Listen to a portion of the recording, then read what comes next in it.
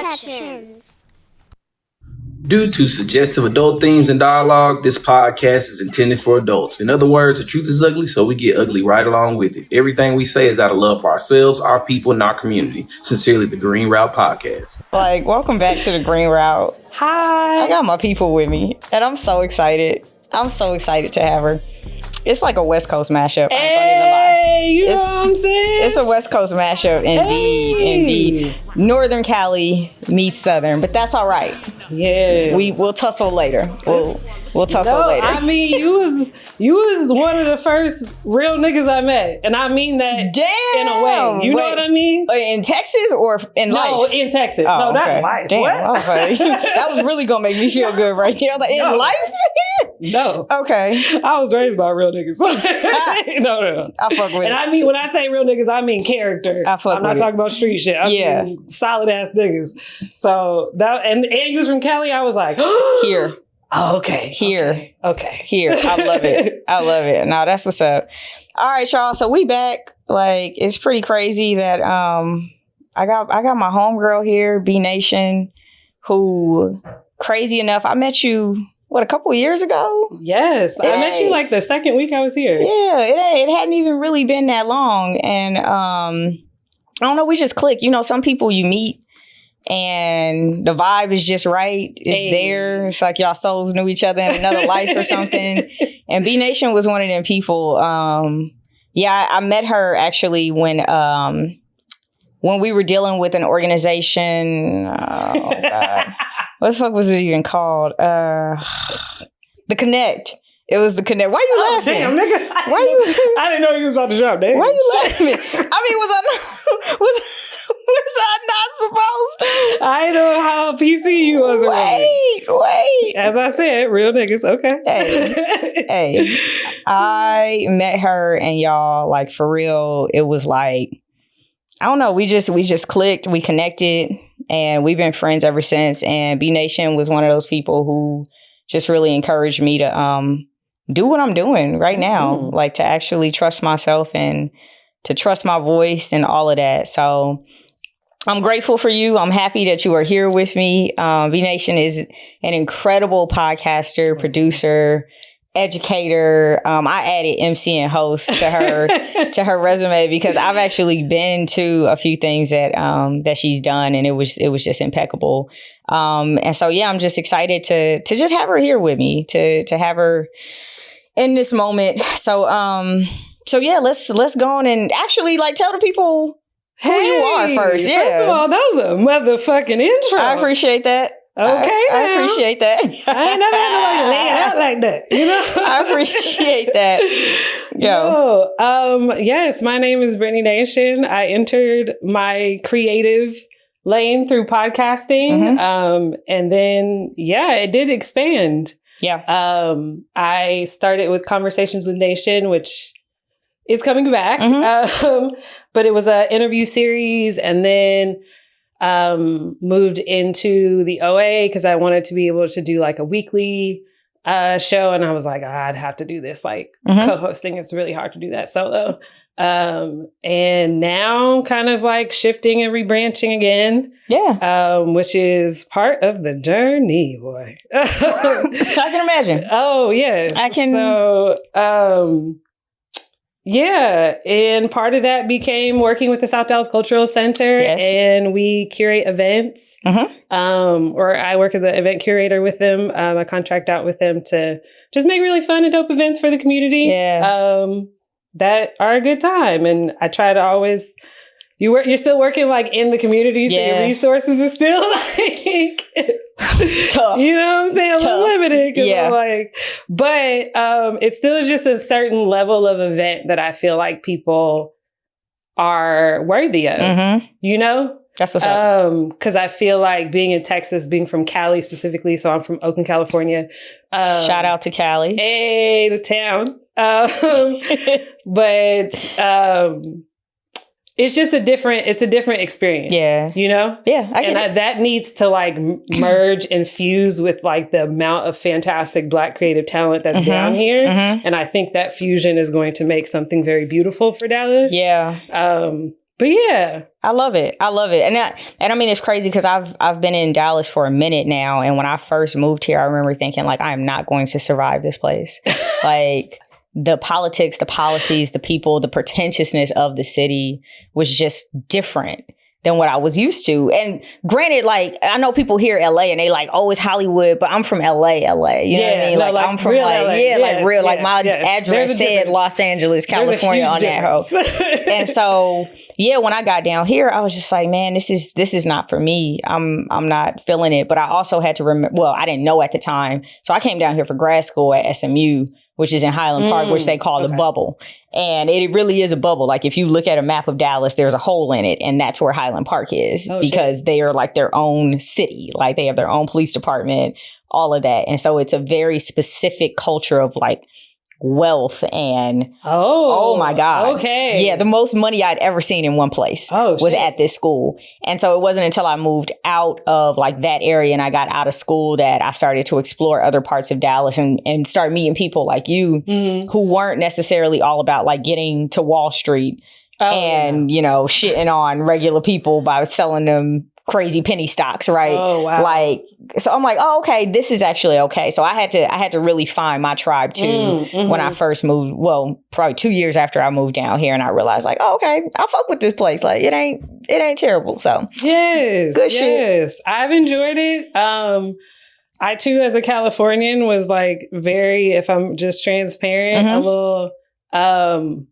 elitist politically, I guess. Okay. Or, tell me more. I feel like when you're from California, you look at like, when you hear Texas, you have a certain connotation of like, because of what we think of like the political landscape of Texas, of what we think about Texas people. Okay. But like the political is not always, the political representation of a state is not always representative of all of the groups. Yeah. I feel what I'm saying? I feel it. Yeah. And so to come down here and exist in like a very, very Black space, which I don't think people associate with Dallas for some reason. I know I didn't.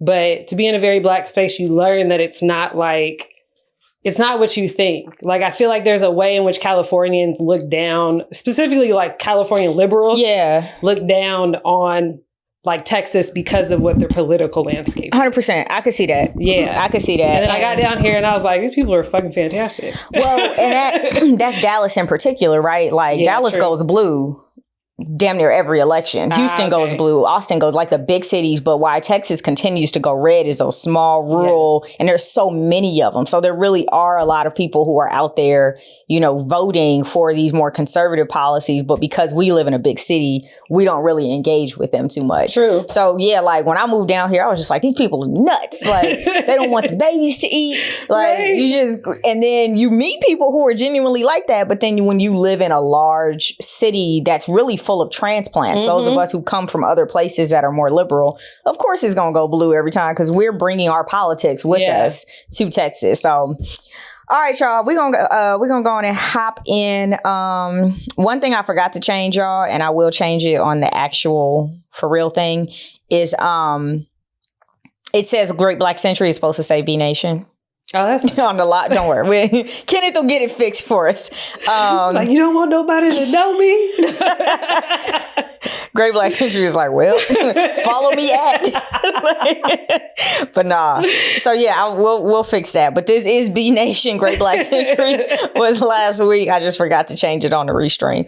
But yeah, let's go on and hop in. Let me pull up my notes so we know where we going. All right, you ready to do this? Yes, let's do it. Bad. All right, y'all. So our first story for this week is actually one that we haven't really circled back on in a minute. One of my last episodes with GS, we actually talked about it. But in Atlanta, there is a proposed project called Cop City. Yes. What it actually is a police and fire training facility that is meant to take all of these professional people down there to figure out better ways to kill niggas. No, I'm kidding. That's not actually what it's supposed to be about. But like, kind of. A little bit. Because they did kill a nigga. They really did. They really did. Yeah. So it's a $90 million proposed project. And about let me get this right. 2/3 of it is supposed to come. No, 1/3 of it is supposed to come from taxpayer dollars. The other 2/3 is supposed to come from a foundation that funds the Atlanta Police Department. Yes. So there's been a big fight and a lot of contention between the people who are supporters of the project and the locals. Mm-hmm. There are really two sides of locals who are like, we don't want this shit in our backyard. The first side are environmental activists who are saying like, hey, y'all are literally like deforesting urban forest by putting this thing where you're putting it. Where it's going to be located is actually like in an urban forest. If we know anything about climate change, is that shit is real. Yes. We've seen what's been happening all over the world, right? This is not just a thing happening in America. Like we have seen all summer long, people cooking steaks on sidewalks and shit. It's nuts. It's absolutely insane. Hawaii just had a wildfire. You know? Maui just had a fucking wildfire. I'm just saying. And so, obviously environmentalists are saying like, hey, this is dangerous for more reasons than one. The other side of it and the other group that's opposing this project are people who are saying like, yo, our areas are already over-policed. Yes. And you're saying you want to put this facility that's meant to train you to continue to over-police us in an area that's already over-policed. Which is wild. What are the implications of that? That's some white shit. Oh, man, that's some white shit. Can you imagine? The motherfucking audacity. Can you imagine walking down the street and there's like a class of officers in training and they're like, hey, accost him. I was going to get some chicken. So there is Atlanta. There is so much opposition to this project, and people are calling for like, hey, if y'all want to spend $90 million on something, that number, spend it on the actual community.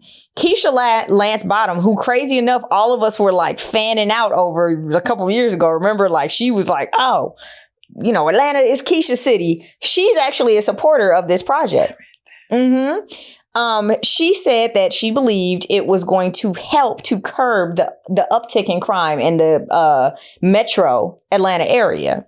Now, something interesting did just happen, though, and hopefully you read about this.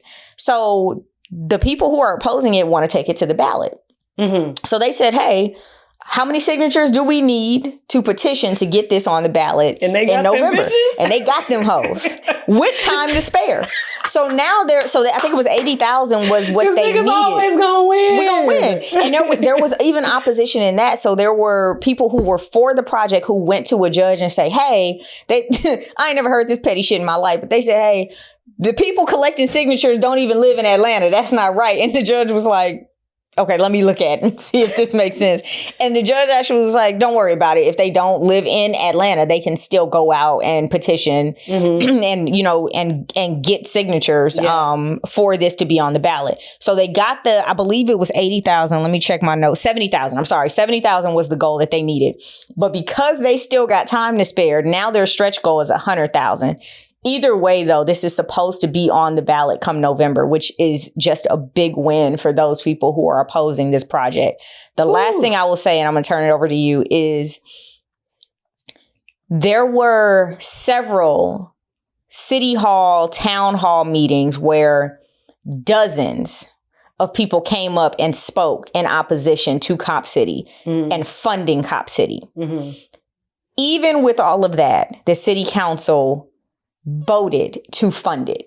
So we have absolutely seen the voice of the people be ignored. In this case, the same way we're watching in places like Denton, right, where you're supposed to decriminalize marijuana, and a cop can't stop you if they smell marijuana. Well, all of a sudden they're saying, yeah, y'all voted for that, but I can't tell my officers not to stop you if they smell marijuana. So we are actively seeing like people's democratic practice and voice be taken away from them, even with their vote being had democratically sound. So we'll see, but right now they do have the signatures needed to get this on the ballot in November. Do you know the name of the young lady that's like the head of organizing all this? I watched a video. I don't. Is she the head of what is it, like stopcopcity.org? Yeah, like I don't know her of name, course, though. it's a fire ass Black woman. Yeah, I can see that. Yeah, leading the brigade, doing what the fuck they do. doing what the fuck we do best. Yeah.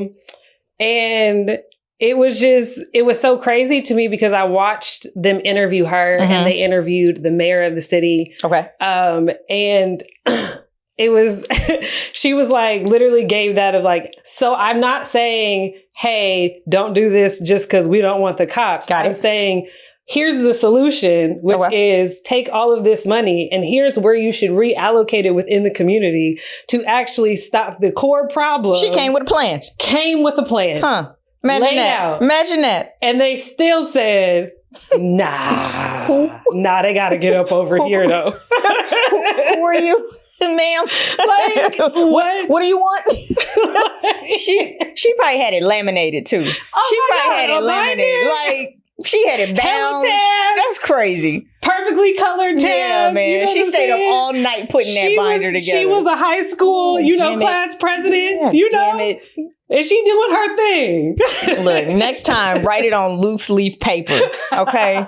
On the back of a napkin, because fuck these people. Yeah, so like the cost, the $90 million, sounded so crazy to me because they said that they could build a facility for like 15. Oh, wow. Okay. So it's like, why do they need this gigantic number of 90 million for this state-of-the-art facility? It's like a helicopter pad or something on there, I think. All types of crazy shit. And I understand, I'm fair. I understand that it's not just police, right? It's also emergency responders and firefighters. But their point is still valid, right? Because I'm also like, in no layout of their plan is it, hey, we're going to also allocate this money to mental health services for cops, better working conditions for cops. And I'm not a cop fan. I'm not that bitch.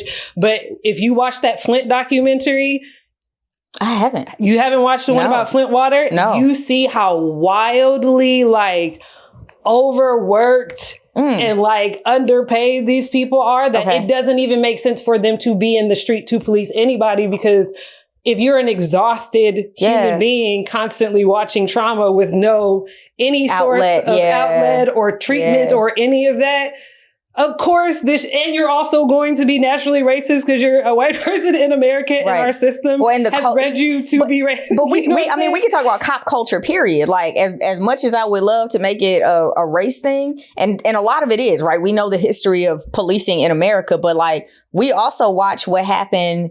What was that in Memphis, right? Where those 5 black officers killed that black man. Yes. And it is the culture of policing itself. And so you're right. Like the same things that are impacting all of these Caucasian officers are impacting the black officers who may also, they're like, well, I got something extra to prove now, because I'm already not wanted in the fold. And so now I got to go slap you around a little harder just to make sure they know I'm one of them. Because that's what my thing is, like, can we all stop fighting each other and can we think about the system? Yeah. You know what I'm saying? Like, we need to think about how this system does not make sense because it adds pressure in ways that harm us. Yeah. Yeah. Like literally our livelihood is harmed by this every day. So like, can we fix this thing? And then there's never that argument. It's just like, I want the thing. No. And it's like, here's a plan. Fuck your binder.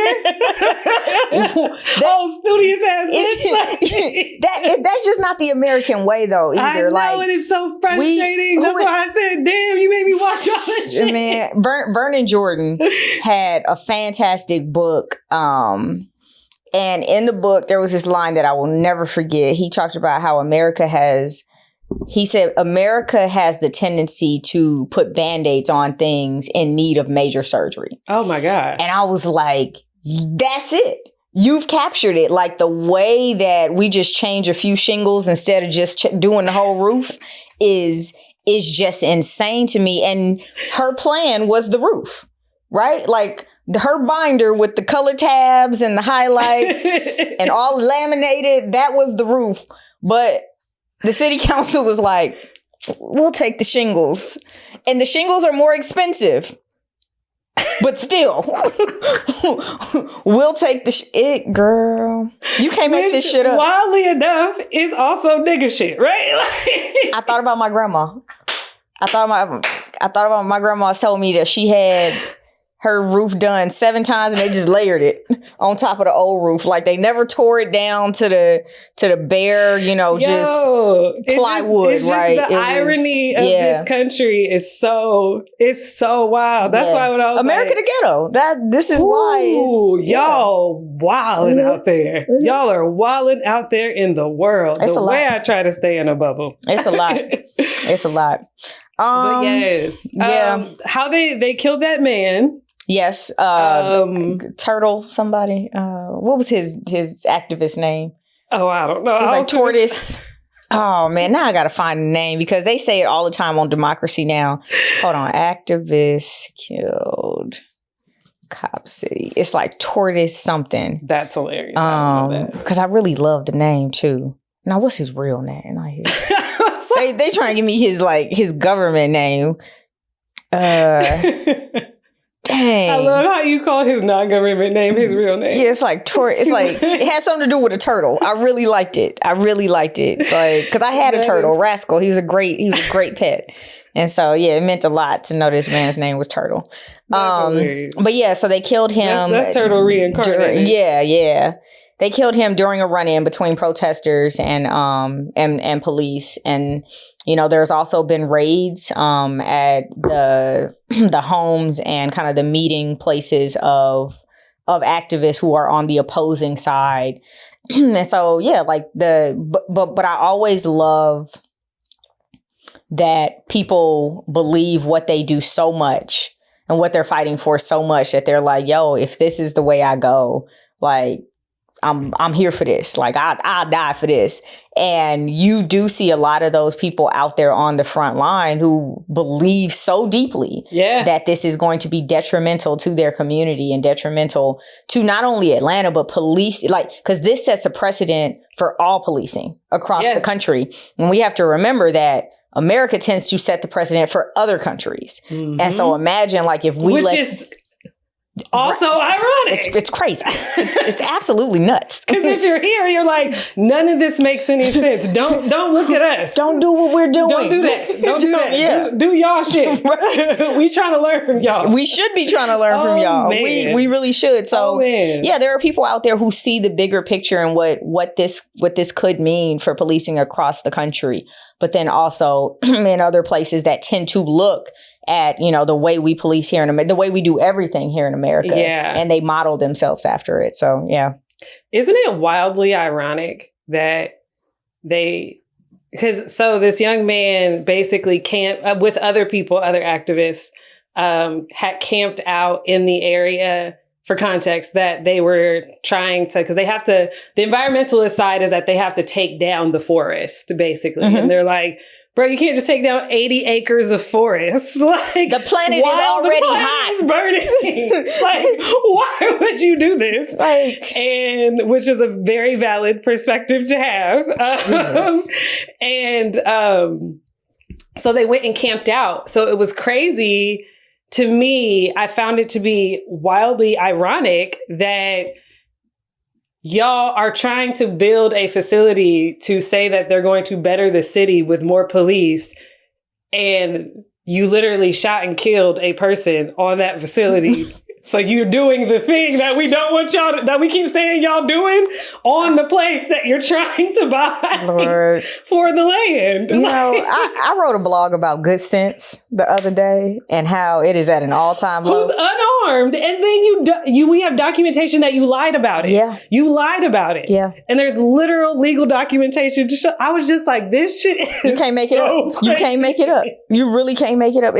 It's insane. Yeah, y'all be wild. It's just like, dang, people just don't always be that smart though. We've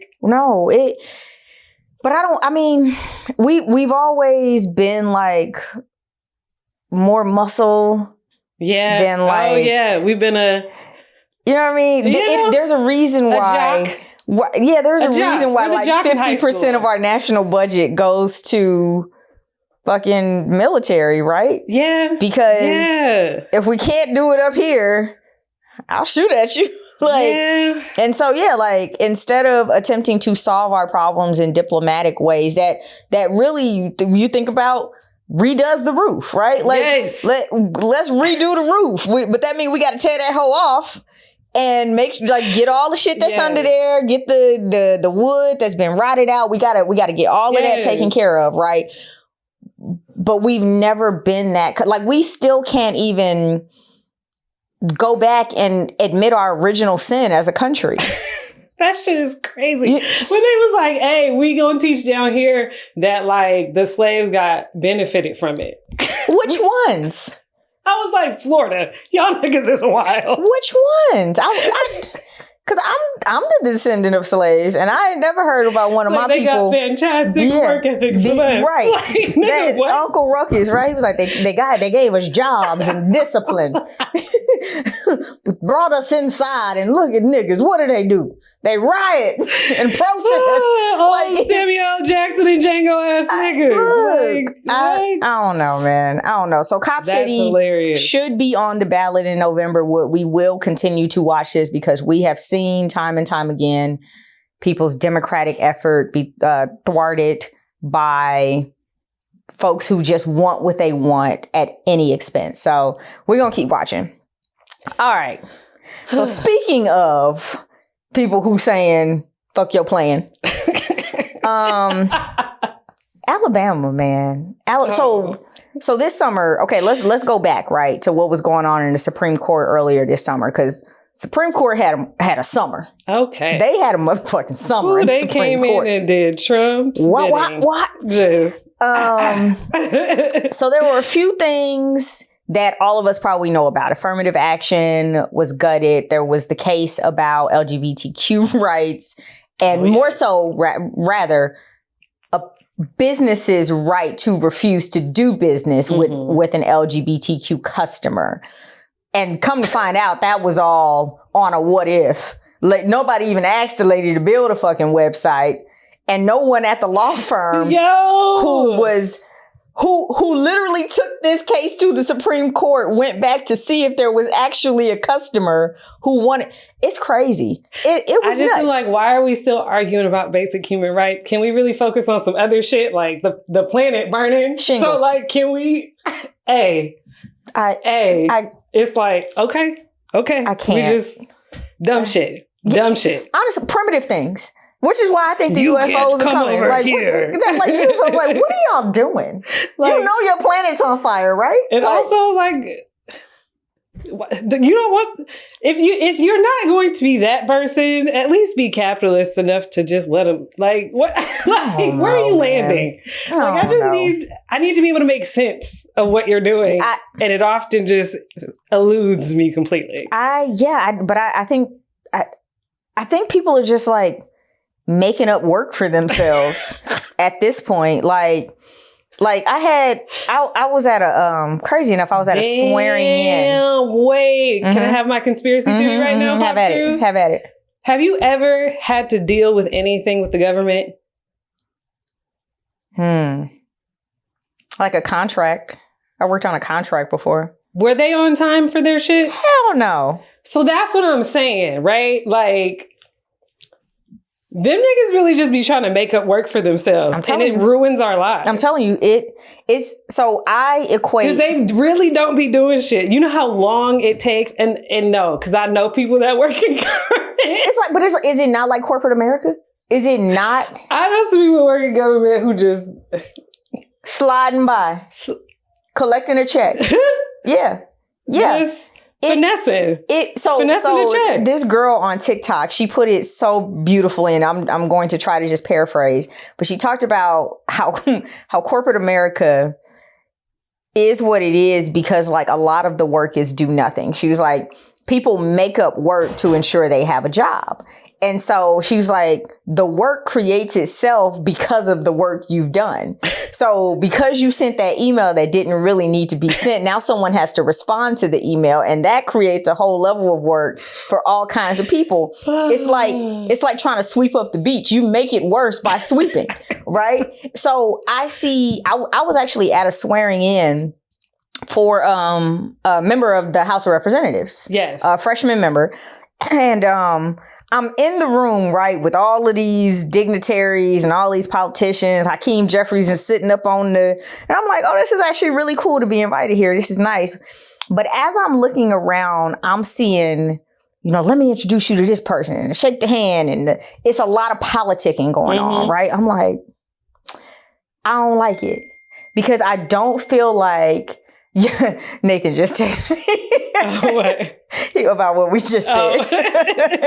Hi, Nathan. Hey, Nate. Hi, friends. Tell your friends to come be friends. And I we know, can right? all be friends. Look, tell your mama and then we live. But I'm sitting, and I'm crazy enough, I'd actually texted Nathan while I was in that room, and I was like, I can see why like politicians politic and run the way that they do, because if I do just enough to say like, hey, I did this thing that I said I was going to do, but I need more time to do all these other things I promised you. So you got to vote for me again. You got to vote for me again. And I'm like, this is like corporate. Like if you fix anything, you're out of a job. Oh my God. But if you do just enough to say, hey, here are my stats, but keep enough shit broken, you can go run again and get that $200K again, plus all the other kickbacks that you're going to get from the policy that you write and support. And I'm thinking like, it's like a drug dealer, right? Like I might give you that first taste for free, but the come up is in the comeback. Right. I got to get you to come back. So if, like, yeah, I'm not going to give you nothing that's going to kill you. I want something that's going to keep you addicted. Hence the opioid addiction, right? If you haven't watched Painkillers, in sugar, like all of that, right? When you really think about it, you're like, sure. So I am my age right now. Man, if I fix too much, I'm out of a job. Mm-hmm. I'm out of a job. So what was we supposed to be talking about, and how the hell did we get on this? Shit. Sorry, last thing, because it's me. We never gonna be on script all the time with me. My brain don't even operate like that. The crazy thing to me is also like, but they fight us when we say, hey, can we just have like less work hours a week? No. Like, hey, like let's not have 40 because we kind of all a little, like we're all playing into this. Well, what are you going to be doing with those hours, B Nation? 40 of them? With extra hours outside of my job that I gave you. Like, y'all wildin'. Paying attention? the nerve. I need you here and distracted.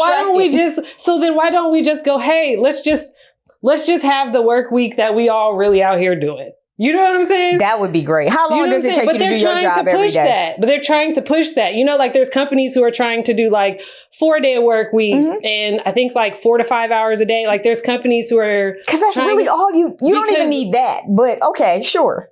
We don't need that. You know people that need it? Oh.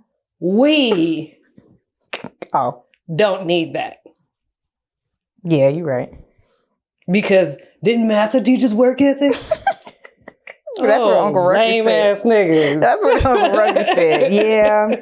Yeah. I would love for companies to go to a 4 to 5 hour workday. People can go get them kids from that school, do some laundry. That's why quarantine was so good for a lot of people. Fan-fucking-tastic. Because it's like, dang, you mean to tell me I don't have to take for the other implications of what happened, not so late. No, but like, I'm sorry. If you lost somebody, condolences. Seriously, I'm sorry because I don't need nobody being like. I knew what you meant, but I was like, I don't need nobody taking that out of context. Beyonce's internet. Touche. But yeah, man, let's get back to these congressional maps. Shit. I don't even know what. Sorry. Okay. So the Supreme Court, that's what we were talking about. Get it together. That's what we were talking about. So the Supreme Court had a summer. And one of the things that they ruled on was that the maps that Alabama had drawn and passed and used were actually like racist. Yeah, they were racist. They were impeding on the voices of Black voters. And they pretty much like they went against the Voting Rights Act, like the Civil Rights Act. So the Supreme Court, a panel of Supreme Court justices was like, look, Alabama, these maps are unconstitutional. Go back to the drawing board and get them right. You need to create at least 2 districts, right? That where Black voters have enough of a voice to be able to get a black or whoever they choose, right? Mm-hmm. They could be white, whatever, someone who represents them into Congress. Yes. Alabama goes back home after the Supreme Court said what they said and was just like, fuck your plan. Mm-hmm. The Supreme Court had a binder with tabs. It was color coordinated.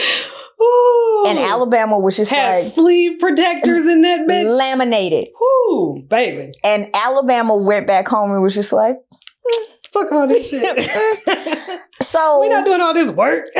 Alabama is literally back in court now, again, trying to prove that the people who drew the maps know their voters, their constituents, their areas, their districts better than the Supreme Court. This is where can you imagine the gall and in 2023 in the world of fucking AI? You don't think we can like show you data analysis on a flat 2-dimensional screen? Unbelievable.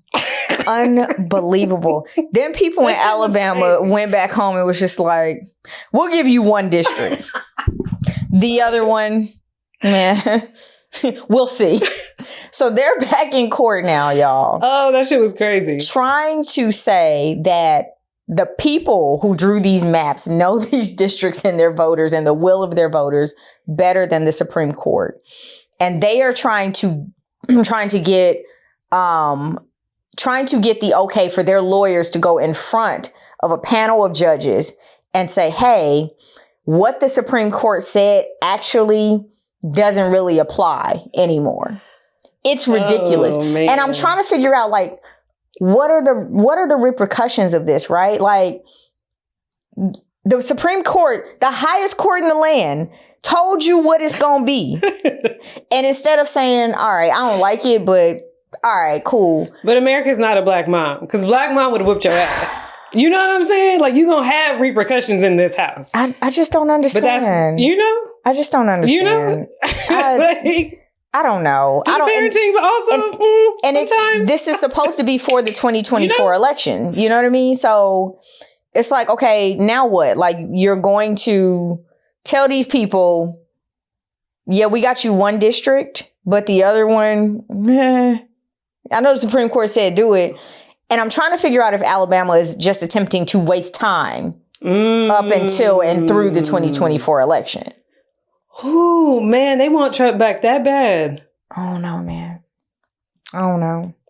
Because who are they angling for if not for him? That's what I don't understand. Oh, yeah. I mean, you know, you have to even think about, what's that fool name? Tommy Tuberville, right? Who right now is holding out on a very important vote for like the heads and like the top officers in the military. Yeah. So for the first time in what I think 100 some odd years, we had several branches of the military, the Marines in particular, I believe, who did not have a leader because he refused to take up a vote.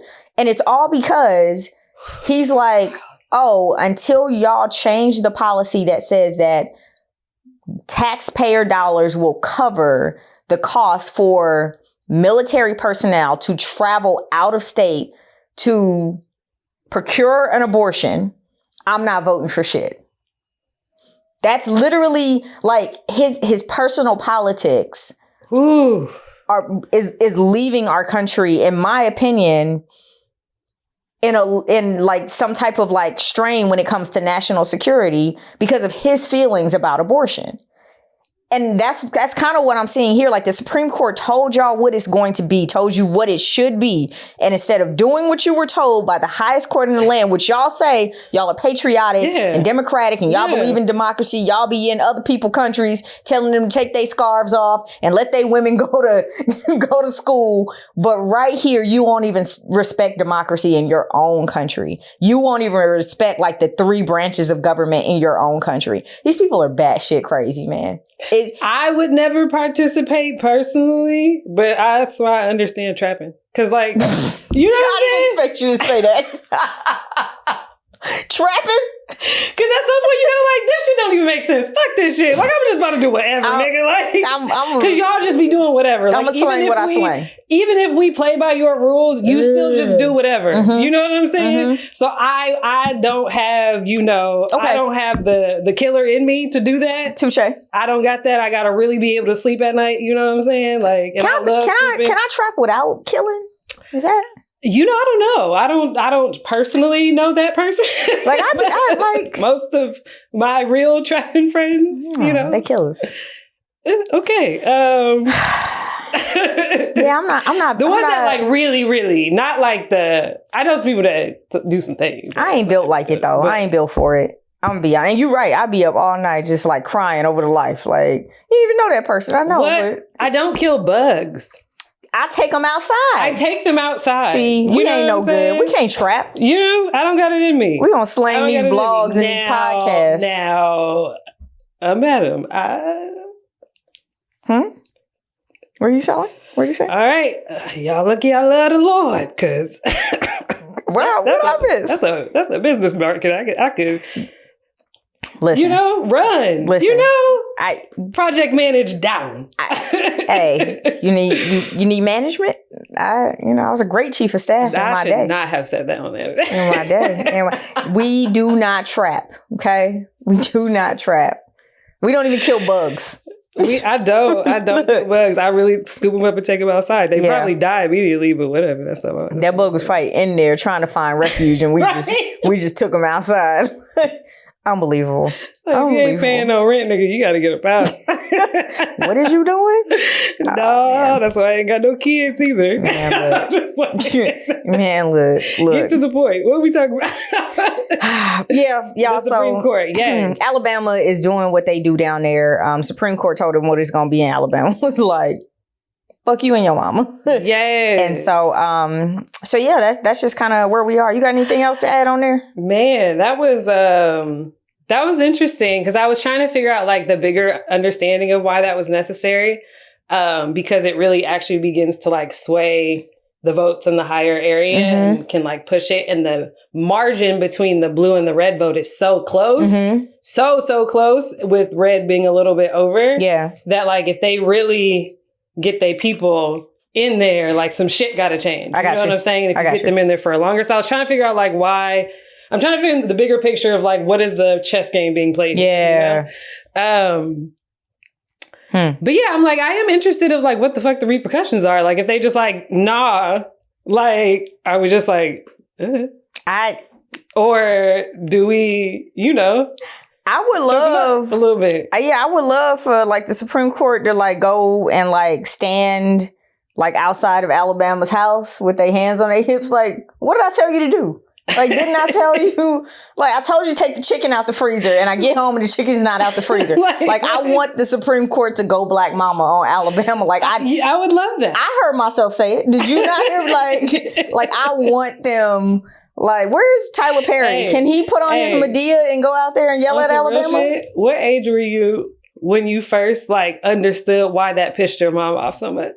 Man, probably in my late 20s when like my days start getting long and I'm just I get home and I'm tired, man. But you know when I start realizing it, like it was being in a relationship and it's like, like I've had a long day. You said your day was pretty light and easy, and yet like, come on, take care of some of this stuff for me. Like, and so I get it, right? Our moms are like, in the kitchen. Like, what's up? Like, you said you had a light day. Like, what's up? You couldn't hit the grocery store? Ain't no hot meal? Nothing. Why these clothes everywhere? This place is a mess. So yeah, that's when I really. You your drawers? That's what I start understanding. Like, yo, okay, that's why my mom would be so upset when she would get home and when you really think about it, it was simple stuff she was asking you to do. Oh yeah, take the trash out, do the dishes, take the chicken out. it's a 2-syllable move. You know what I mean? Like it don't. And so yeah, like, it why wasn't. the fuck do you think you get to live here and not contribute, nigga? What? We not doing that. But you know, as a kid, you think you the backbone of the household because you done changed the trash bag one time. So like I'm the backbone of this. Everything would fold without me. So yeah, like when you a kid, you just think your contributions are just like wild, right?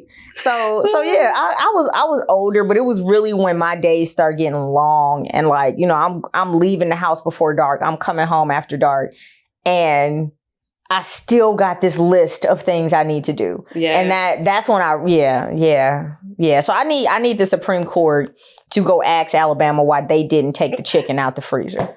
Because what the fuck? Yeah. It was a simple task. Are we doing this together? It was a simple task. I let you live here. All I asked you to do was create 2 congressional districts. That's it. And you couldn't even do that. Couldn't do it. Couldn't do it. I don't know. I think Tyler Perry need to put on that outfit and go over there and Medea him. I don't know whose house we're going to, Tyler, but somebody need to be yelled at down in Alabama. Out of press. Man. You know what I'm saying? Okay. All right. Let's talk about SCOTUS again, crazy enough. But the Biden administration's response to the Supreme Court striking down affirmative action. So this was a big one, a huge one, actually. All summer, we had talked about it. We knew this decision was coming out. Of course, the Supreme Court waited until, wasn't it like right before 4th of July? It was like that Friday before 4th of July. And we was like, of course, y'all would do this before 4th of July. But the Supreme Court gutted affirmative action, wherein colleges were able to take into account race when it came to admissions. And really it was about, number one, trying to ensure a diverse incoming class, a diverse class, right, on campus. But also it helped to take into account that a lot of times, you know, you look at kids like me from Crenshaw who may not have had the resources as a kid from Beverly Hills High. Yes. And so it could mean that, their test scores are not as good, or maybe they're not as caught up because their books were out of date. Something as simple as, are these kids eating during the day, right? Are they hungry? Are they too hungry to even pay attention in class? And so when you take into account not only race, but also socioeconomic status, like, it really does help you to understand that people's circumstances can impact how their education has flowed. Absolutely. And this is someone who was an intellectually gifted child, but I went to inner city schools that were terribly funded. My high school lost its accreditation in my senior year, right? Like, I don't think we got anybody into like USC out of my class that year because they looked at our school and was just like, nah. So haters. Yeah, haters. So they struck it down, and we can talk about how that happened. It started with Lil Amy down in at UT Austin, who didn't get her way in the Supreme Court. And so the same guy who kind of bankrolled and led her case in the Supreme Court got a new case. And crazy enough, he is a smart man because he used America's model minority to pit against specifically Black and brown people who are said to benefit from affirmative action, but we know who actually has benefited the most from affirmative action in America. Also, 1 second, people, because I had to go research all these things that she told me to research, and I was like, America, but. It is just as much an issue for the Latino community as it is the Black community. Just as much. Like, and I'm like, we gotta know that. Like, it's not a Black people mad. Yeah. You know what I'm saying? Because that's what they kind of do to us. Right, sometimes it's like, no.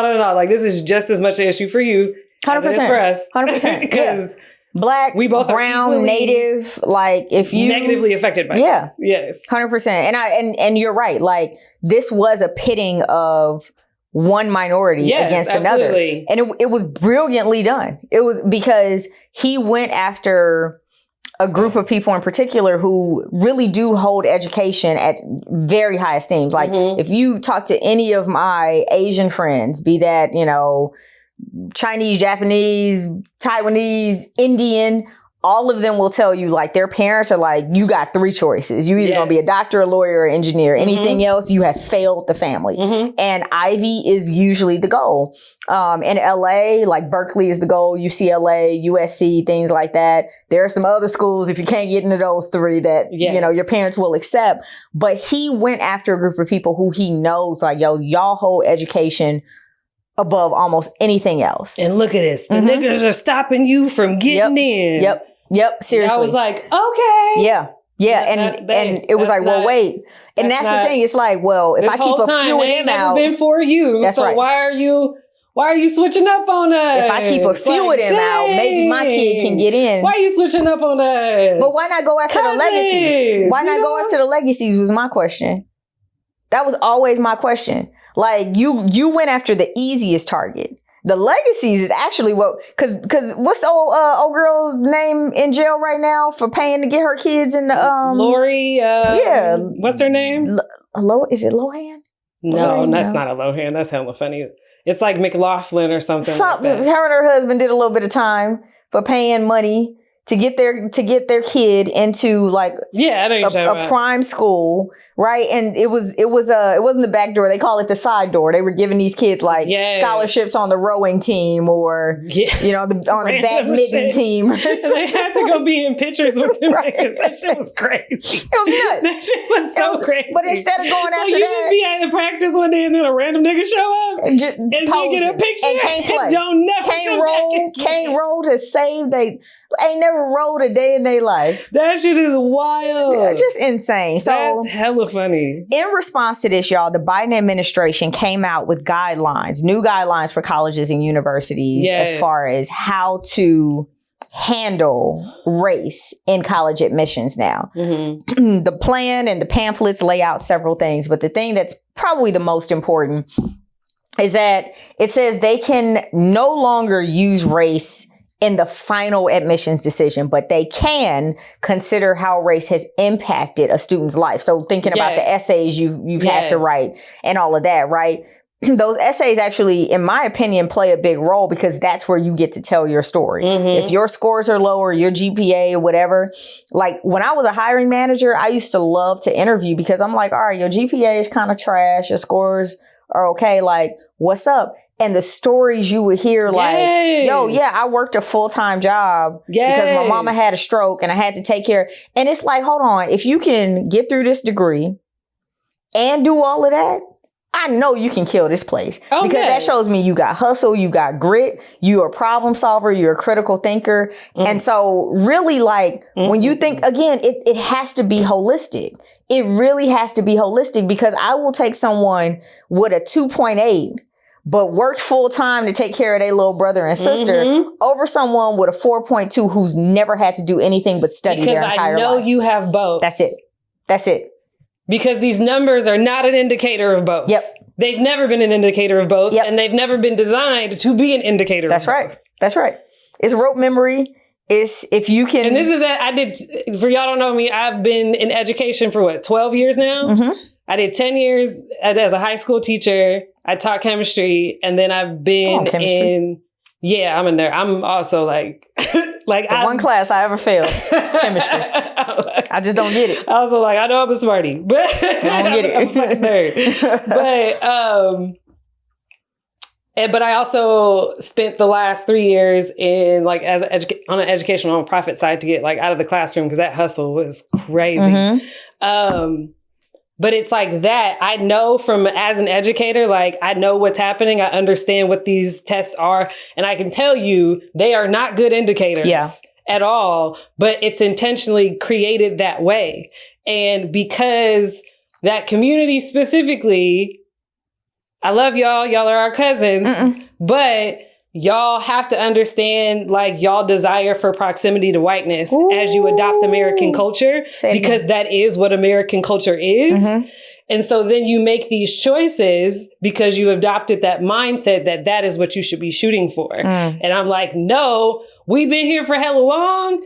they don't got our best interests at heart. So like, let's stop choosing that. I love it. I love it. You know what I'm saying? I love everything you just said. It's the proximity to me. The proximity to whiteness. And that's the thing where I'm like, this is why I'm like, the white supremacy is the water, right? Yeah. It's not the shark, it's the water. Yep. Like it's all floating around through all of this, all of us included. We also have white supremacist mindsets that we have to like unlearn and shit. Yep. Like, but it's like, hey, like this doesn't work out for us in the end. And they actually did. When I did the research, I was like, oh shit, California got rid of it in 1996. Affirmative action. Yes. Okay. With it was like Prop 209. And there's research and data now, because that's 10 years ago. Or not more than 10 years ago, sorry, but it's more than 10 years ago, but they started research right after that happened to see how that affected society. Yeah. So what happened to numbers, what happened to the amount of people who got education, the amount, and that correlates to household income, that goes into, society and all that other stuff and where everybody landed. And they showed that like by removing affirmative action, it dramatically only negatively affected Black and Hispanic communities. I can see that. And I mean, did you read Justice Ketanji Brown Jackson's dissent? No, I did not.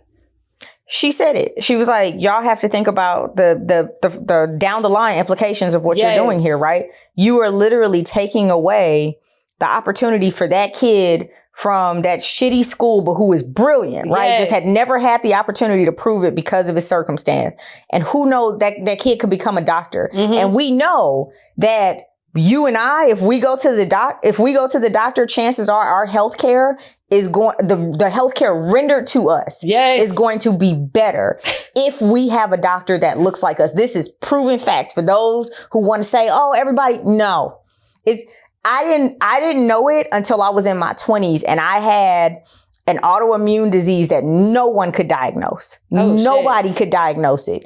And that lady sat across the room from me and like dismissed it like it was nothing. And I'm thinking like, aren't you supposed to be trying to figure, like I watched House growing up. Aren't you supposed to be like interested in what this is and why no one can diagnose it?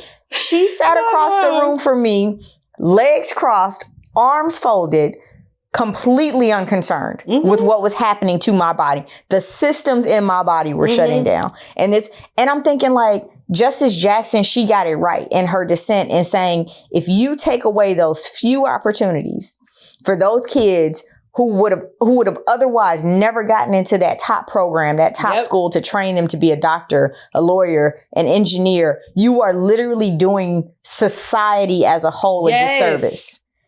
Society as a whole. Because it's also proven California has already proven if we actually all come together,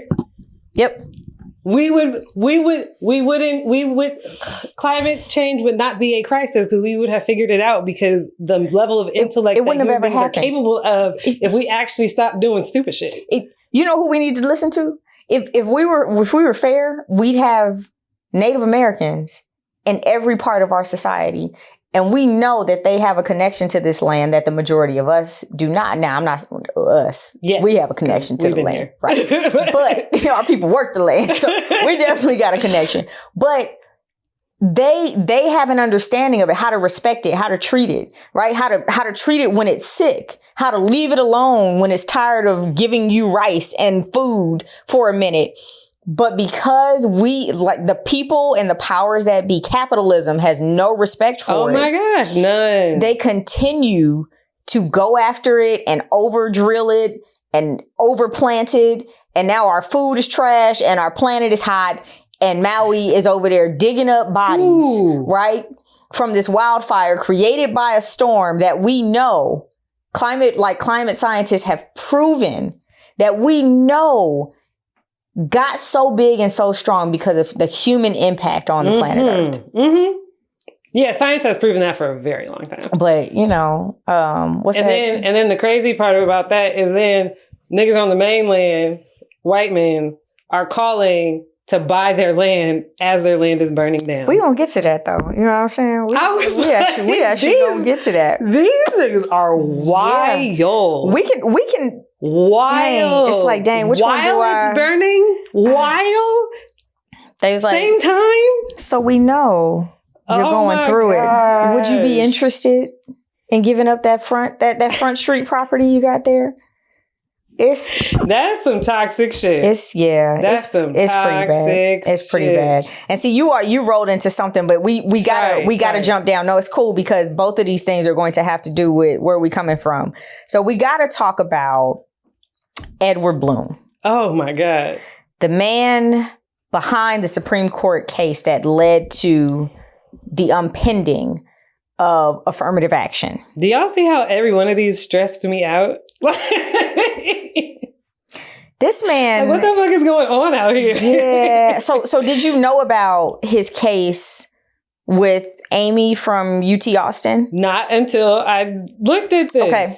So that's kind of when he showed up on my radar. Mm-hmm. So when I found out, it was actually Amy and another girl. The other girl ended up dropping off of the case. And so Amy and Edward took it to the Supreme Court. Her shit got shut down. And so he went back to the drawing board. I got to give it to Edward, though. He don't give up. He played a long game.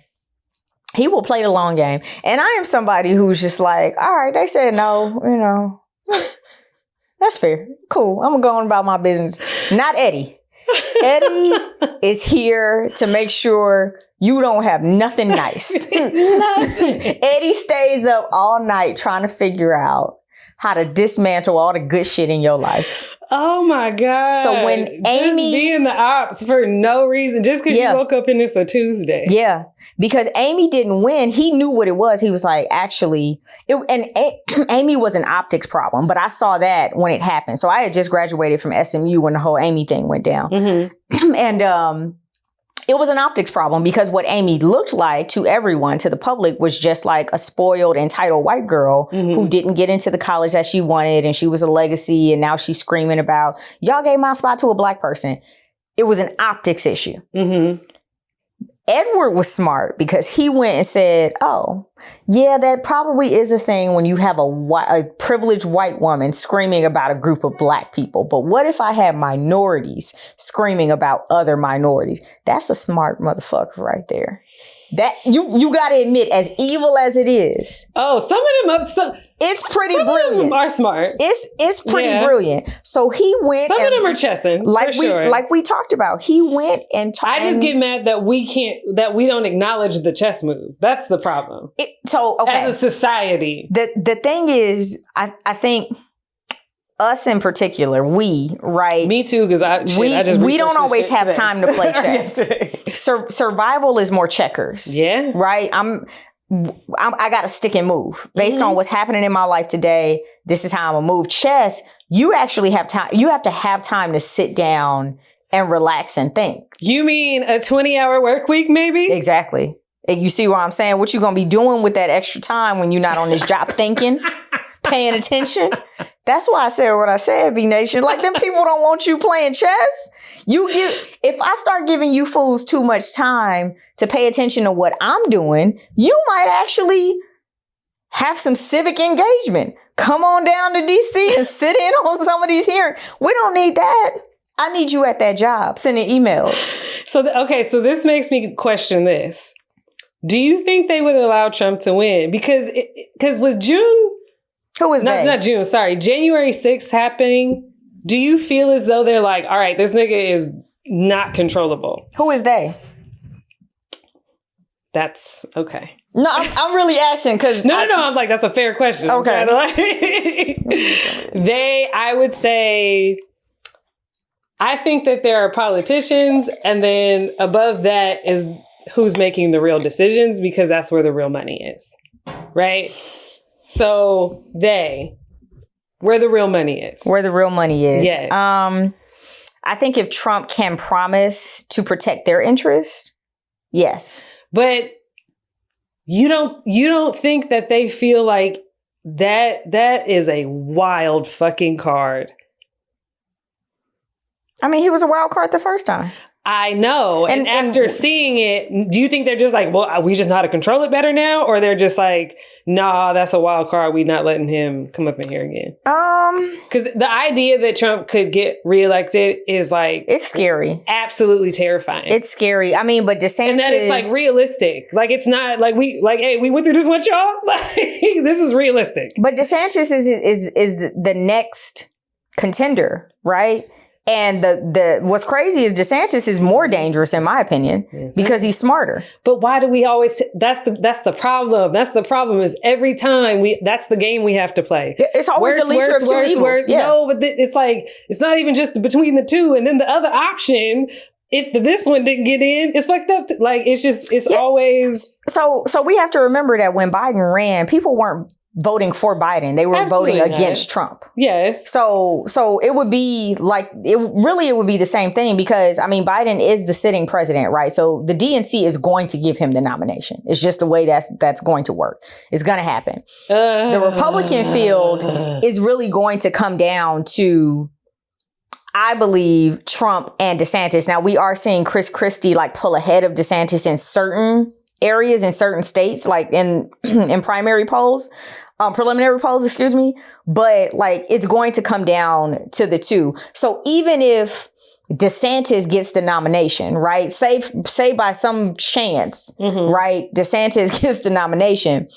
He's going to be up against Biden.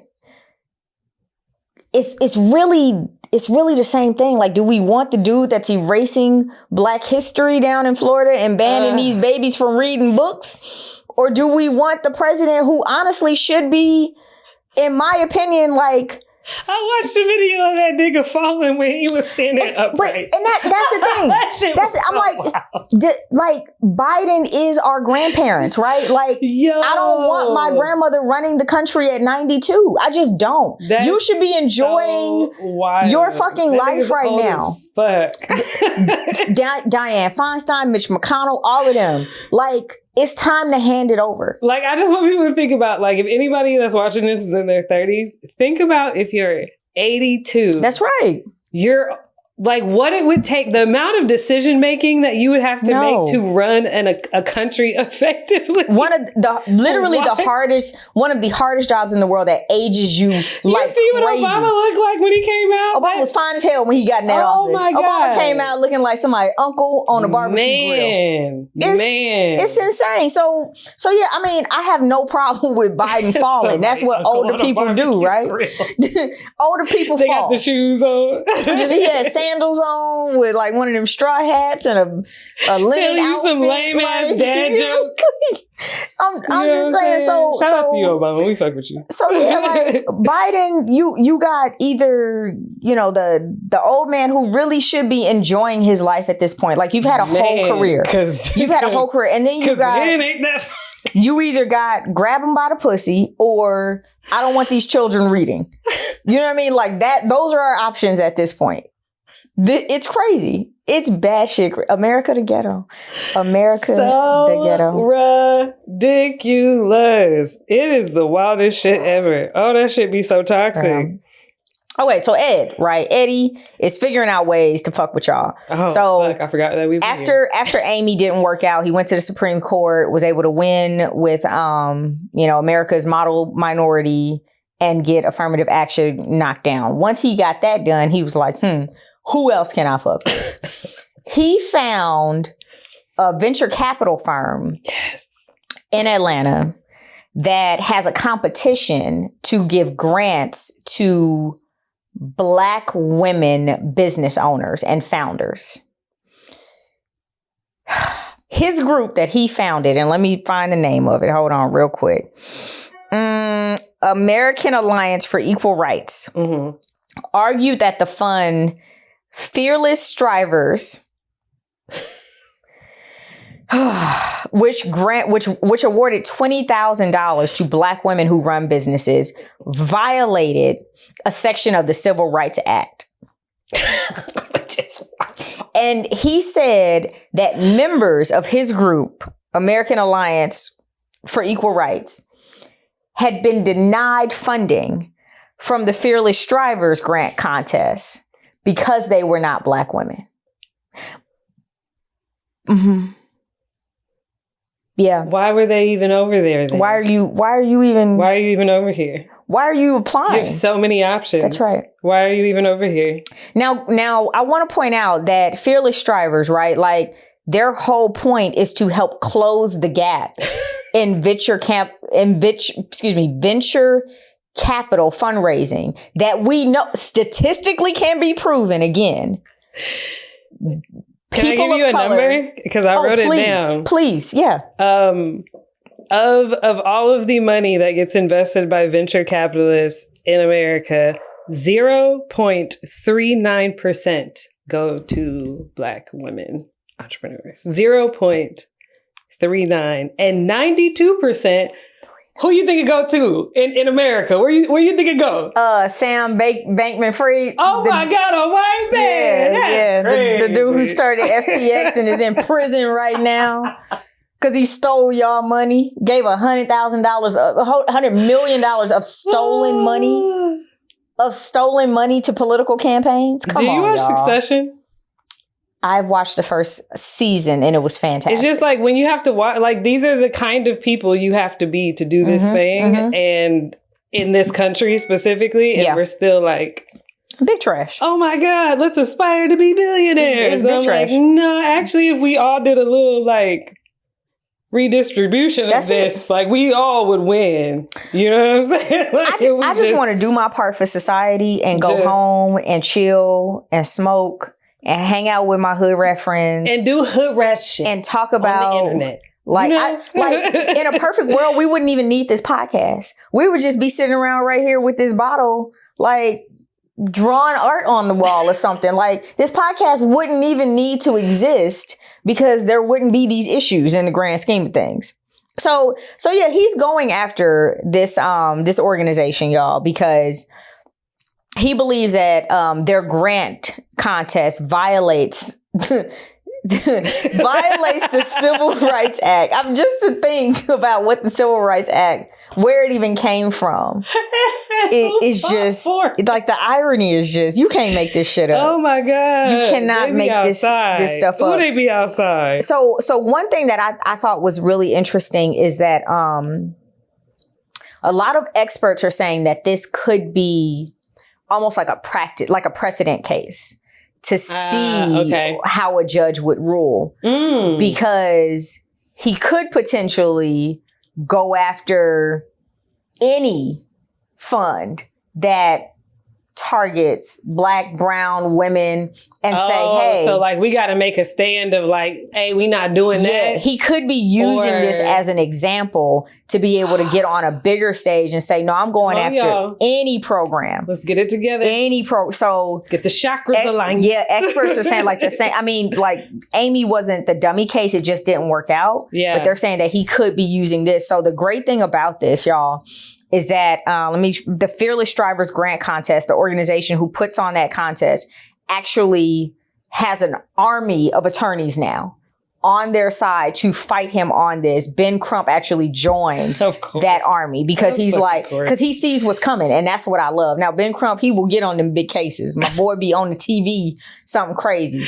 But they are going to need a big name because if this case goes the way Edward Blum wants it to go, the precedent it sets is incredibly dangerous. And what's crazy is now there was a letter that went out. I believe it was 15 Republicans or attorney generals who sent letters to corporations, large corporations in America saying, hey, you heard about what happened in the Supreme Court with affirmative action? Yeah, that probably applies to what you're doing in your company too.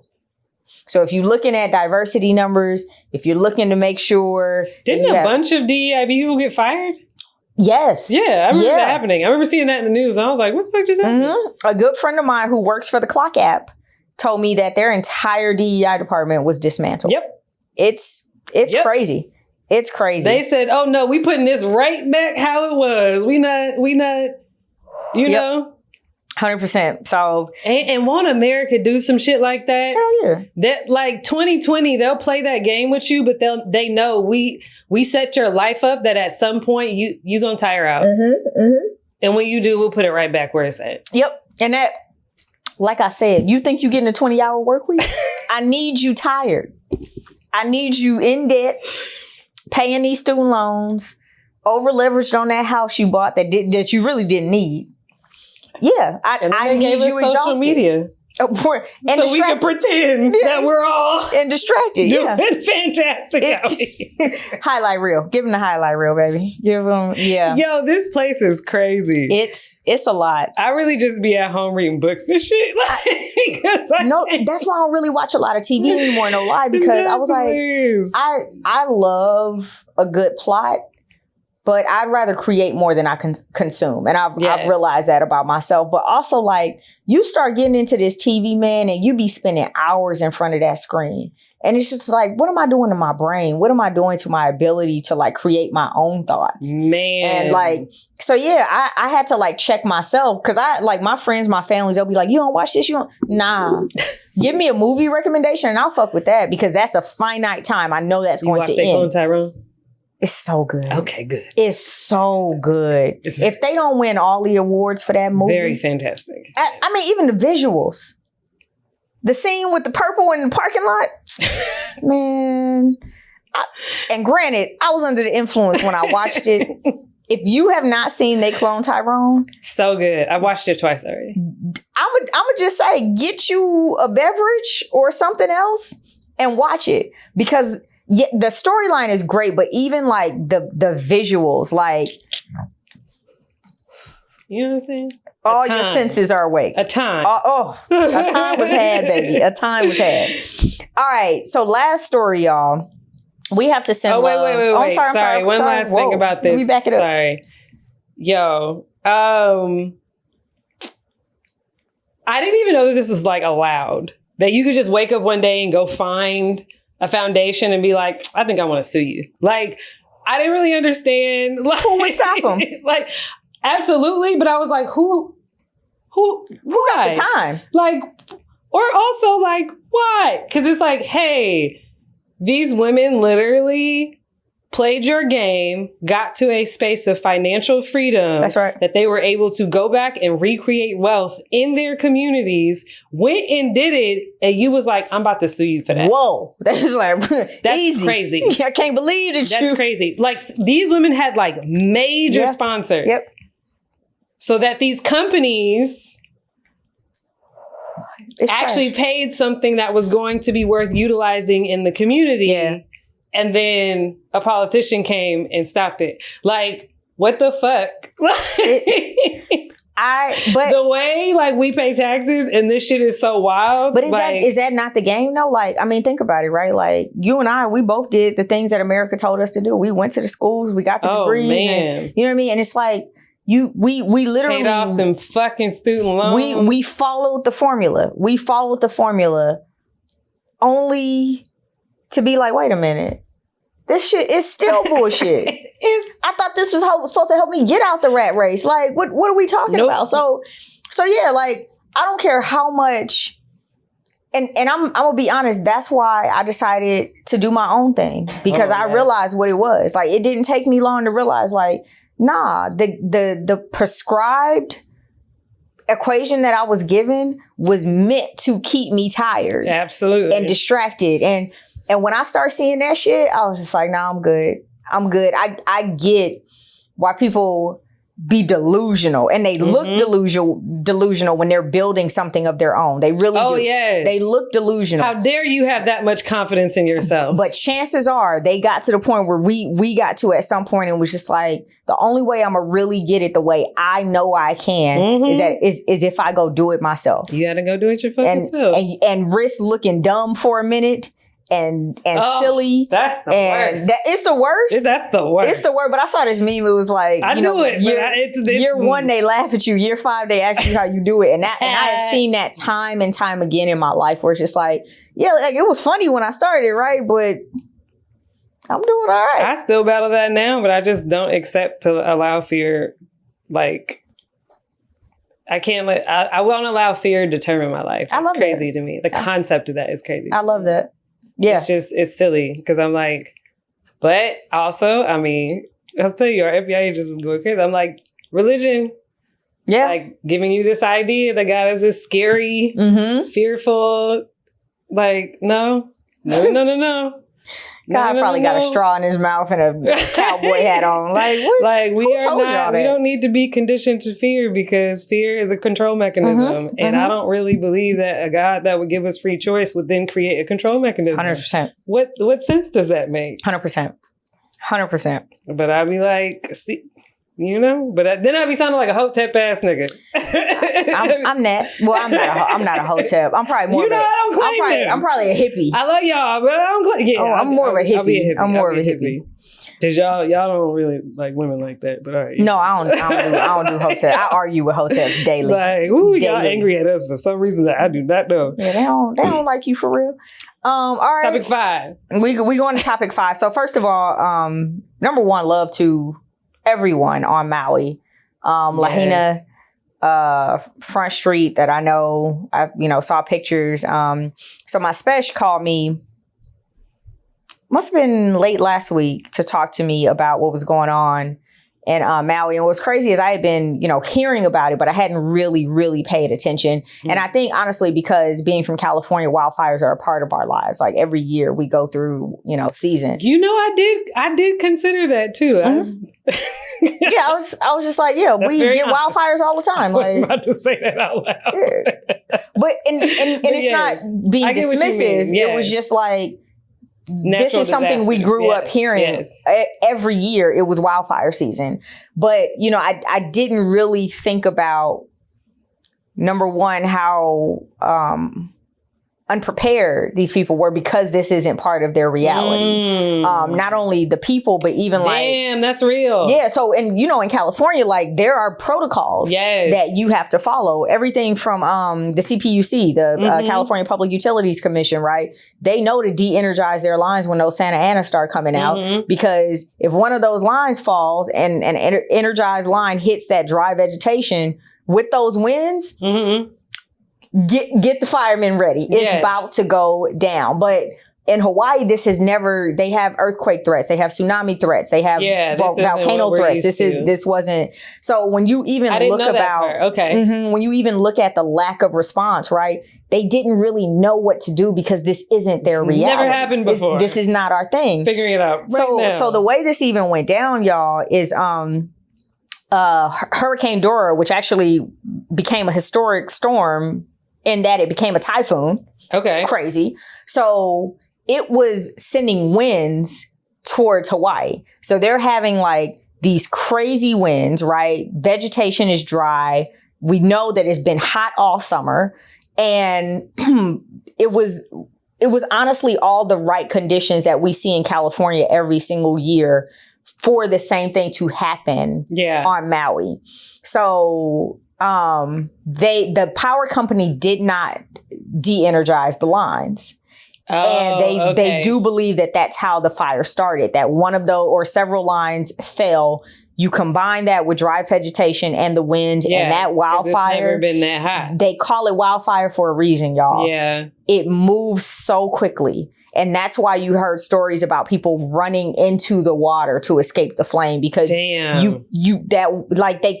uncontrollable. That shit crazy. Like, it's uncontrollable. This is why you have these firefighters in places like California, like, trying to attack it in the most scientific ways possible, because they know the dangers of, how uncontrollable these things can be based on what the wind is going to do. So definitely sending love. This morning, the toll was at 106, but that was only 27% of the burned area being inspected. Damn. These bodies were so bad, y'all, that they are using DNA testing to figure out who these people are. It's serious. This is real. The biggest in America, right? This is the deadliest fire in America in 100 years.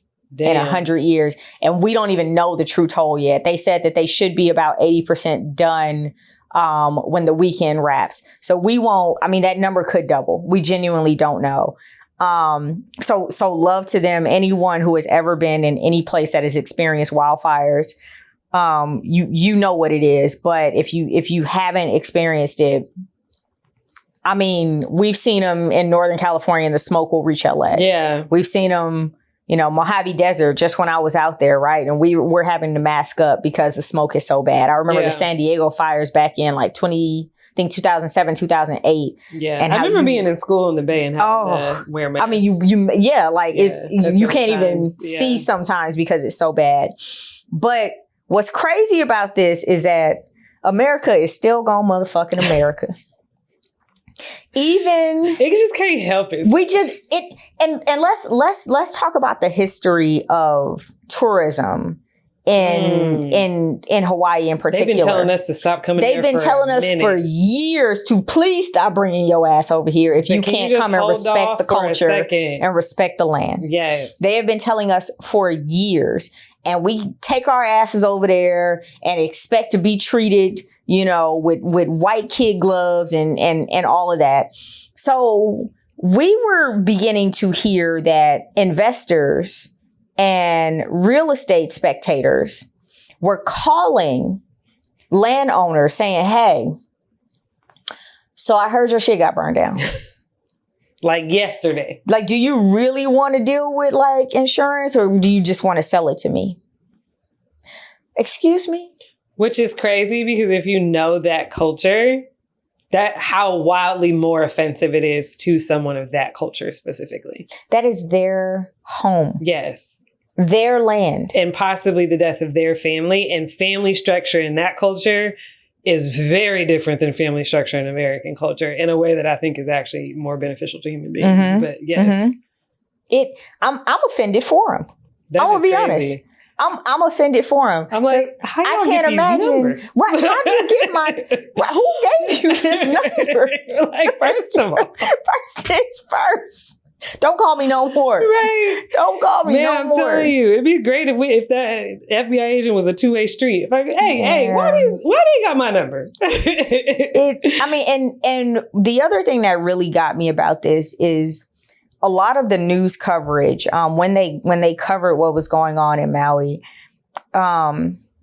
they were showing inconvenienced tourists who couldn't go on their trip to Maui because. They were mad because they had their flights canceled. I was like, y'all are wild. Yeah. There was a couple from California in the airport being interviewed.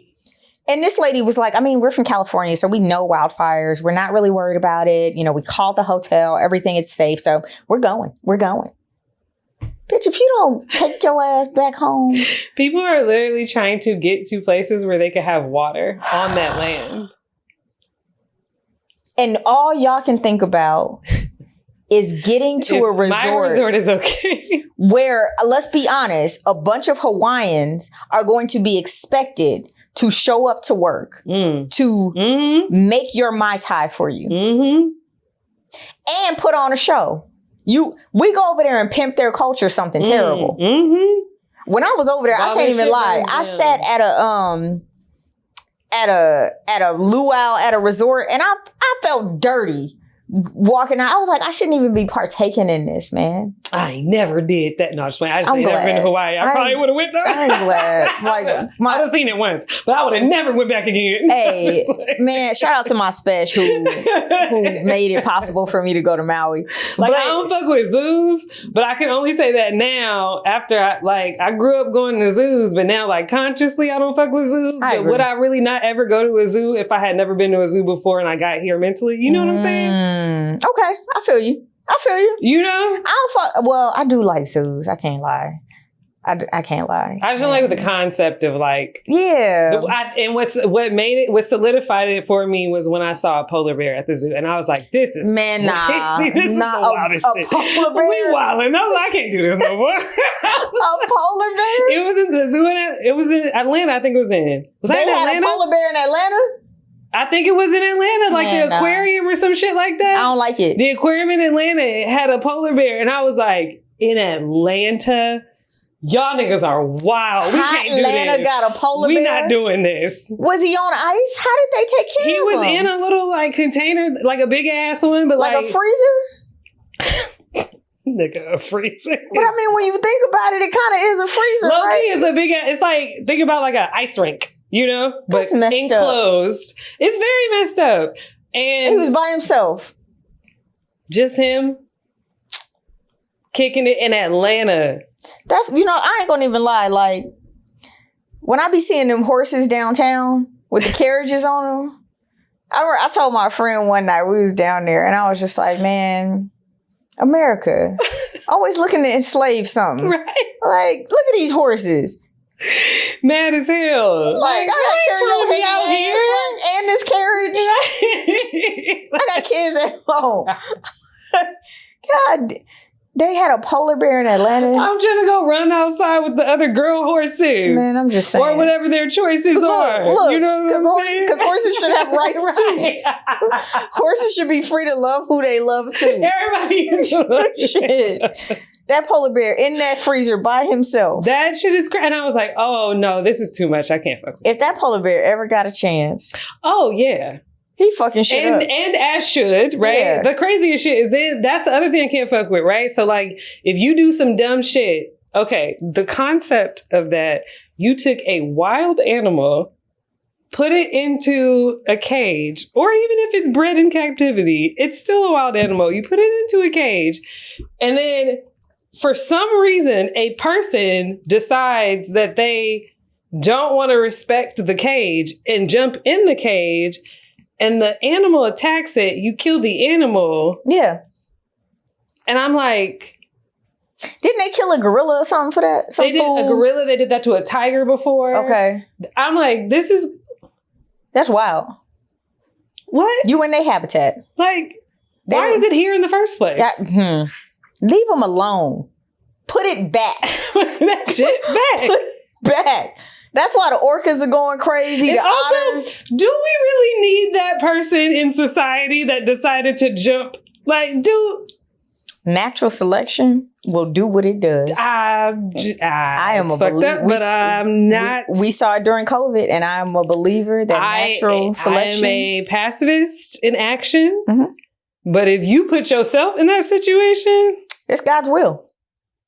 I mean, you decided that day. It's God's will. It's God's will. So yeah, if you are part of the faction that has gone to Hawaii in the last couple weeks, in the last week at least, because you feel your vacation is more important than those people's lives, literal lives.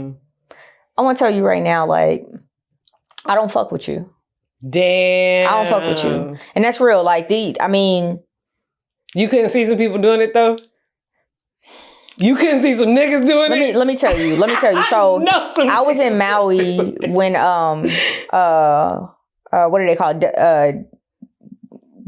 Alaska. What did they call it? The ice storm? I don't know the name of that. The big ice storm that we had 2021. Oh, here. Oh, yeah. I was in Maui, but I was working from there. Mm-hmm. So I literally got out the day before the ice storm hit. Mm-hmm. And we went to Maui. We were having a great time. Because I was working and half of my team was here, the other half was in Birmingham at the time. So I'm starting to get calls from my team like, hey, my power is off. I got my kids, my parents. People's houses are dropping into the 30s and 40s, right? Because they don't have heat. You have to remember that the natural gas lines were freezing, water pipes were freezing, people's pipes were bursting. It was bad. Yeah. It was bad. And then the grid was failing because of how much electricity people were pulling to try to stay warm. So I'm literally working through my vacation in Maui, attempting to get my people hotel rooms, make sure, especially if they had like their parents or small children, like our company was like, hey, don't worry about it. Like try to get them something, right? Something they can check into. I'm literally letting people into my garage to get the little bit of firewood I have, a little bit of like whatever you can find in there. Here's my code to my garage. Just go get it. Cause my house wasn't cycling. So I'm there with a few friends and I'll never forget this, man. All of us know what's going on here in Dallas. People are literally dying. Yeah. We are starting to get stories about, elders and young children who couldn't stay warm enough to survive. And so they're dying. And so I'm like, all right, I don't know if this is the right time to just be posting my fantastic ass vacation on social media. But I was with a few friends who was just like, nah, I'm about to stun on these hoes and was like really posting left and right you know, everything. And I remember saying one night, matter of fact, it was the same night that we went to that raggedy luau that I felt dirty after going to. And I was like, hey, y'all, like, you think we can just like chill out on the posting? Because not to be like that, but we literally know people struggling in Dallas right now. And we just happen to make it out, right?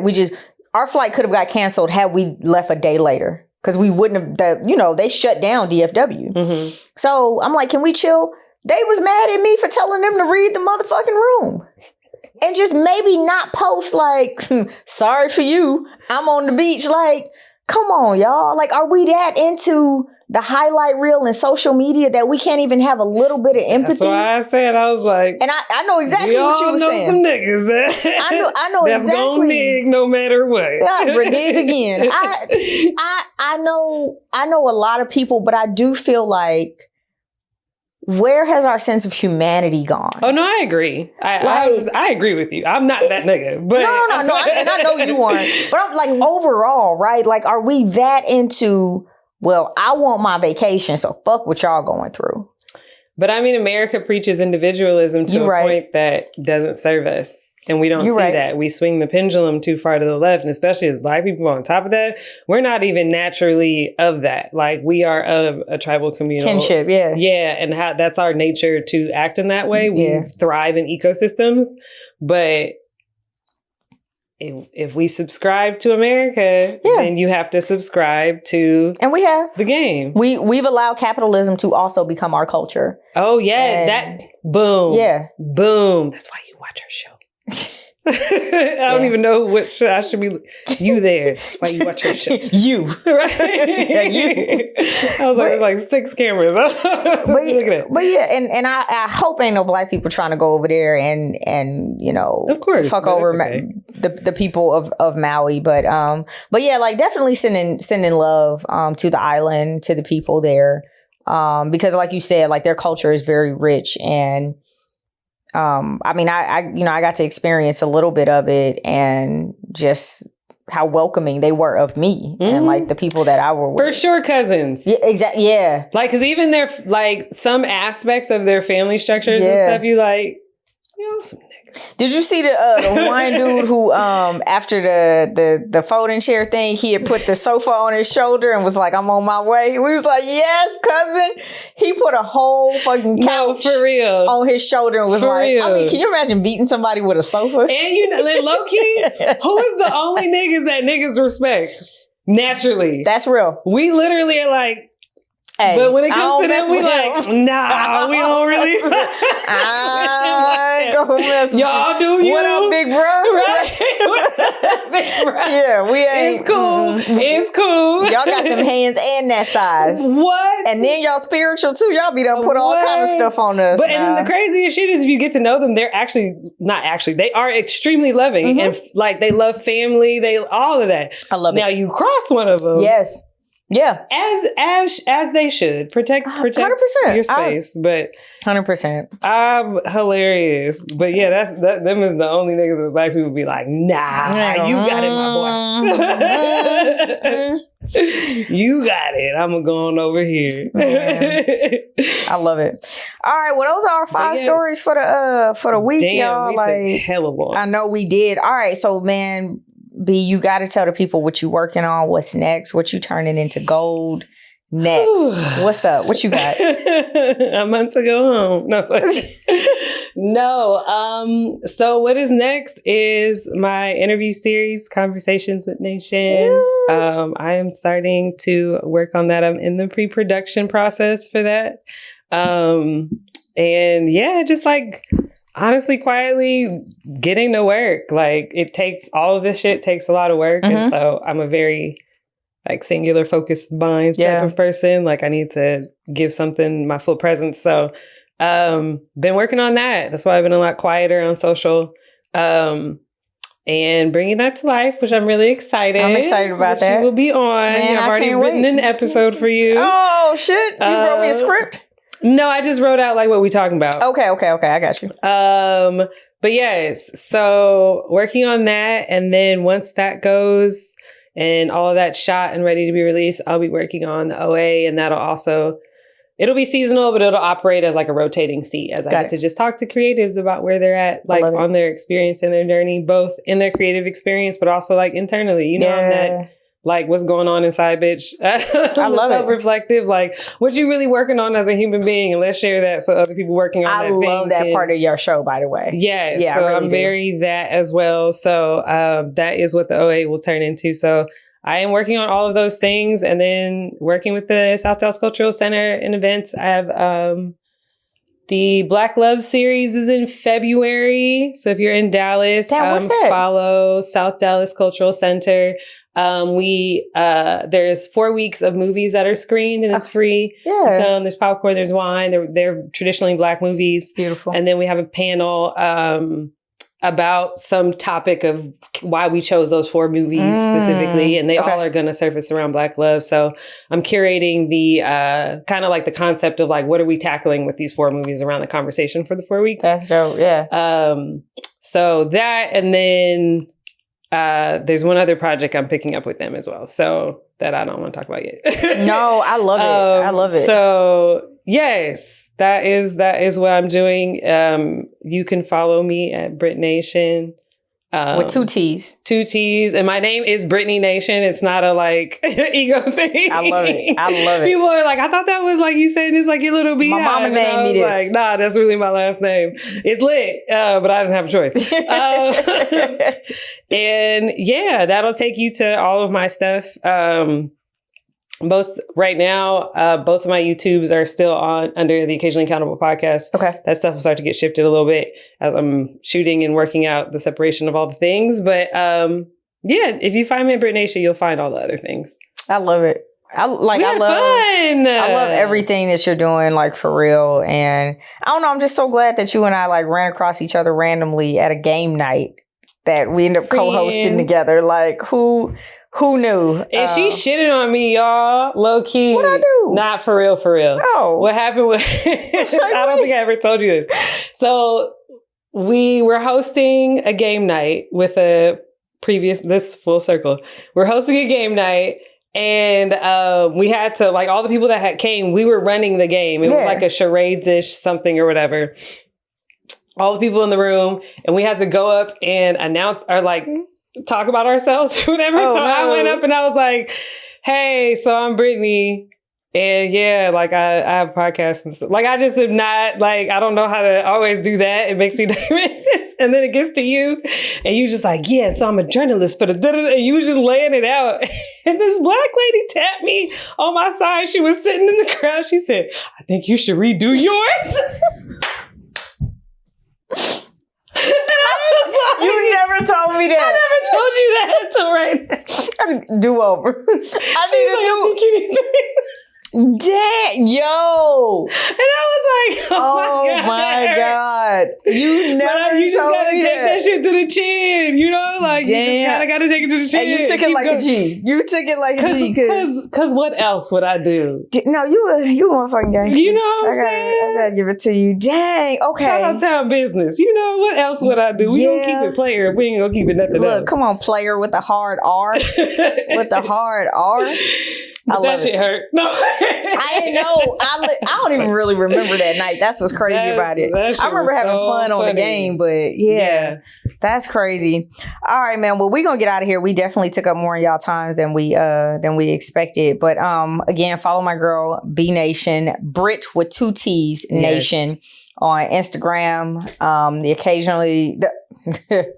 The OA podcast, Lord.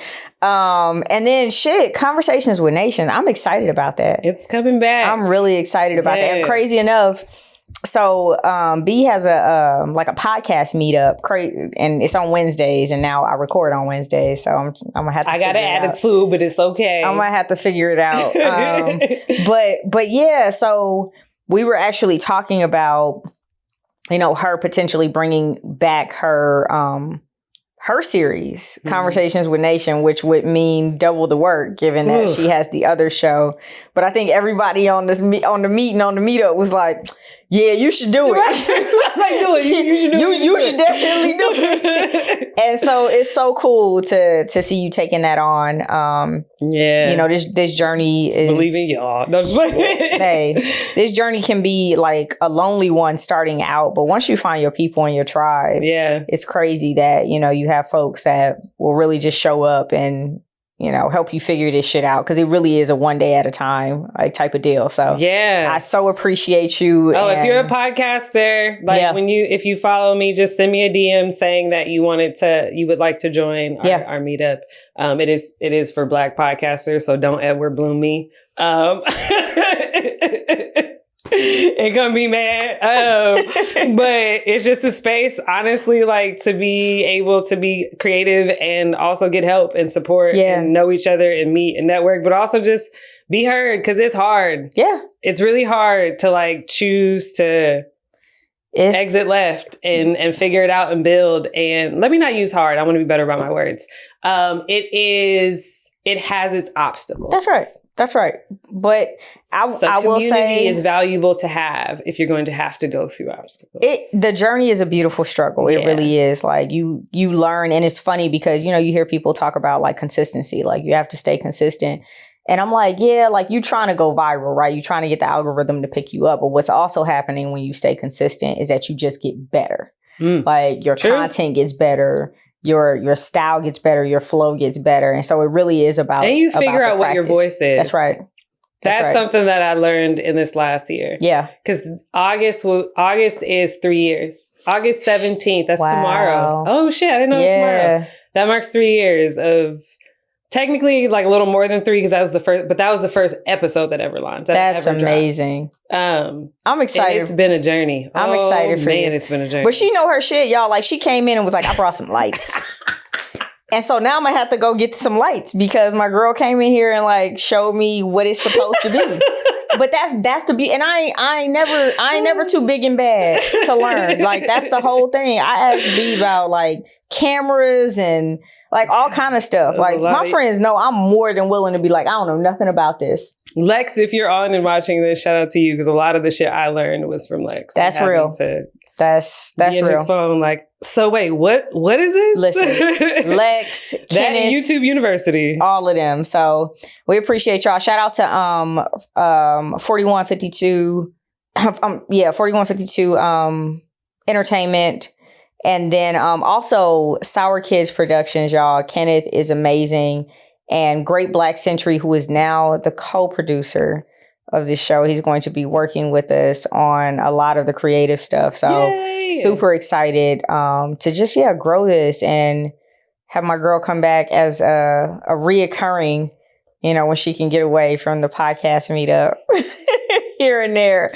So yeah, we appreciate y'all. Follow The Green Route at The Green Route Pod on all the platforms, and then also on Twitch, Facebook, and YouTube. Will be live next week, again, Wednesday, 7 p.m. And I will have my girl, Latoya Henry, who is the managing editor and new vice president of Dallas Weekly. Damn. Love her. We actually... dope friends. Man, let me tell you, this first 8 weeks is crazy. I'm going to have to come with it for the second 8 weeks. The first 8 weeks is fire. I'm like, second 8 weeks, I gotta go in my bag for that one, because y'all killing it. But yeah, I'm gonna have Latoya Henry with me, y'all. She is a beast, just all things media. I can't wait to see what she's going to do next, and I can't wait to introduce y'all to her. So all right, we're gonna get out of here. We'll see y'all later. Bye. Wouldn't be enough, and they are lucky that what Black people are looking for is equality and not revenge.